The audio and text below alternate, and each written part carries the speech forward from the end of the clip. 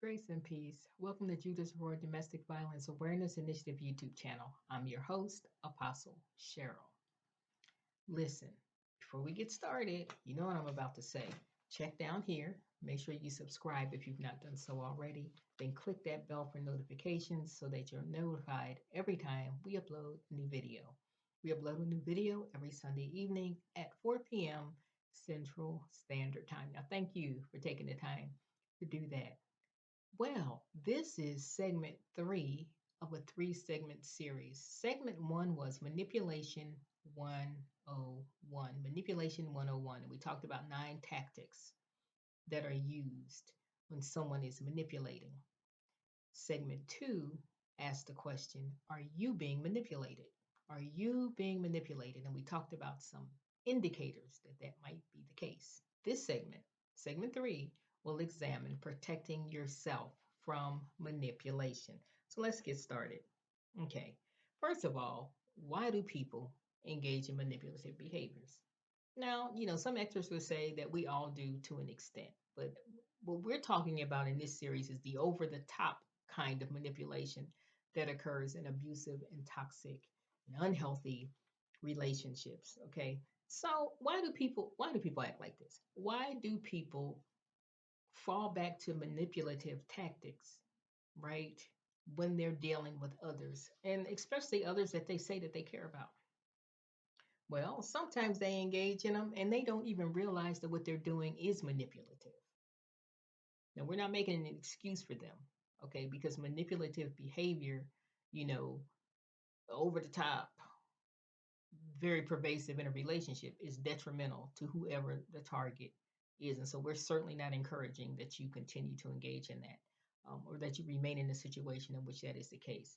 As a matter of fact, it's our belief that while it may be nice to know why people engage in certain behaviors, that the reason does not justify the damage that's being done to others. And it doesn't negate a person's right to enjoy a healthy relationship where they're not being manipulated all over the place. So, no matter why they behave the way they do, if it's detrimental, if they're not willing to stop it, if they're not willing to do something about it in real time, okay, disengage. Okay, so sometimes they have poor communication skills, and they've never learned to communicate their needs appropriately.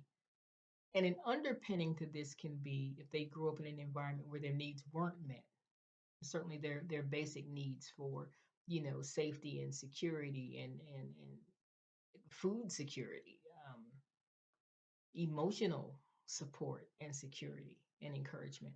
And so these things, a deficit in these areas can can be a catalyst for someone to engage in manipulative behavior.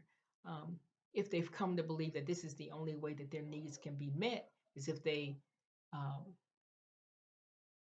deal with others dishonestly, then this can become an ingrained behavior trait. So if they don't expect their need to be viewed as legitimate, even if they do express it, if they're anticipating being told no, and this is something that they struggle with, and they don't know how to process no, then you may find someone engaging in an ongoing manner in manipulative behavior.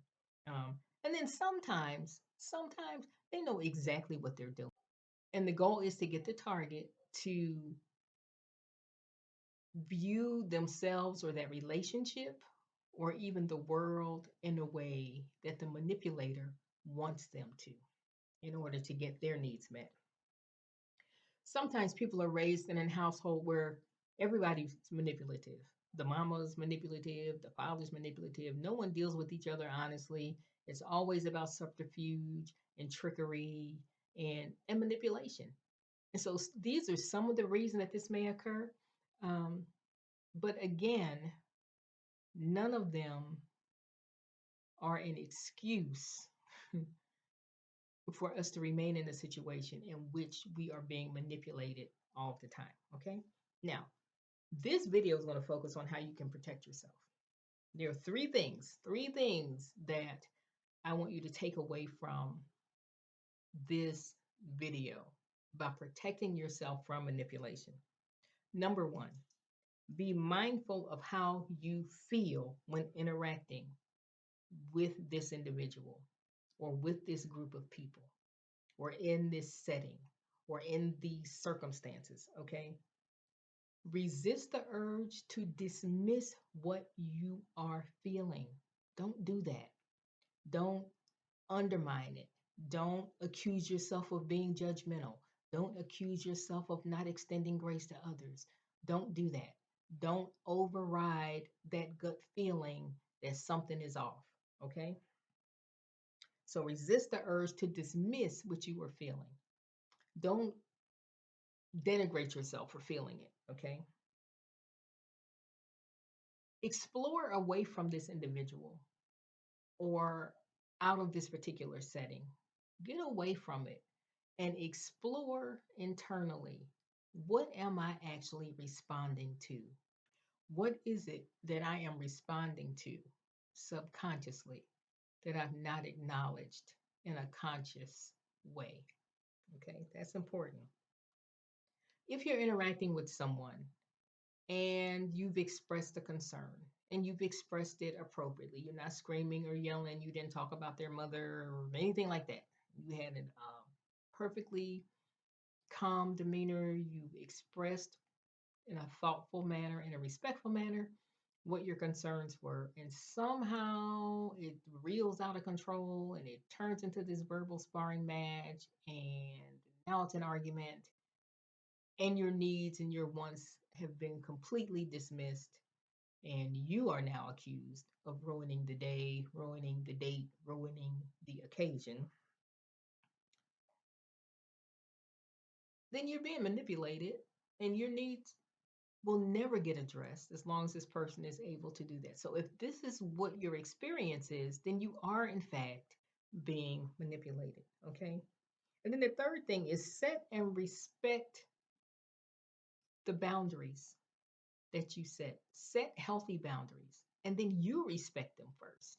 You respect them first. See, we can establish boundaries for others, but then if we don't hold them accountable, if we continue to interact with them when they disrespect our boundaries blatantly, then we're encouraging them in their inappropriate behavior, okay?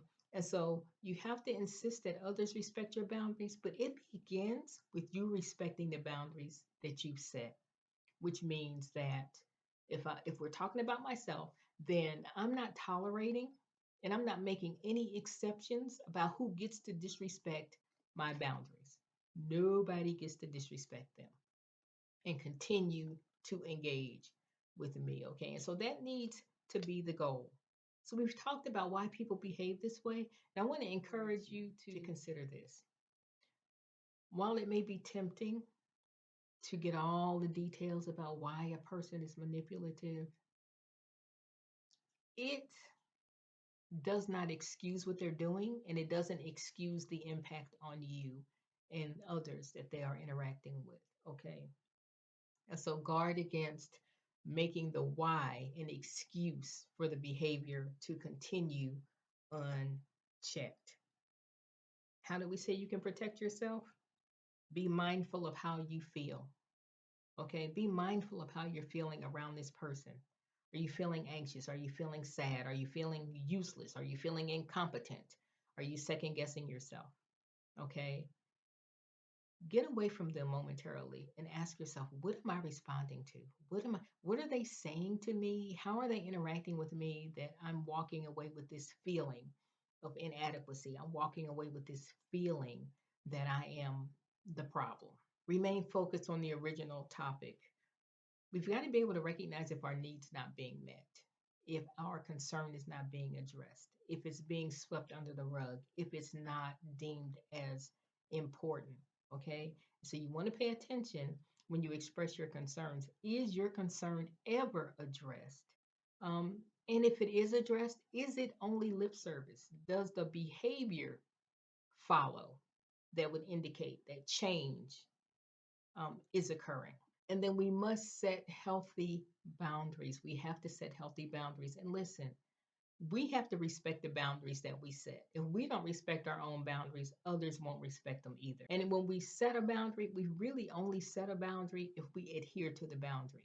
If we set a boundary and we don't adhere to it, what we have taught this other individual, this other group of people, is that it doesn't matter what I say because I'm not going to hold you to it. It doesn't matter what I say about what my boundaries are because I don't respect my own boundaries. All right.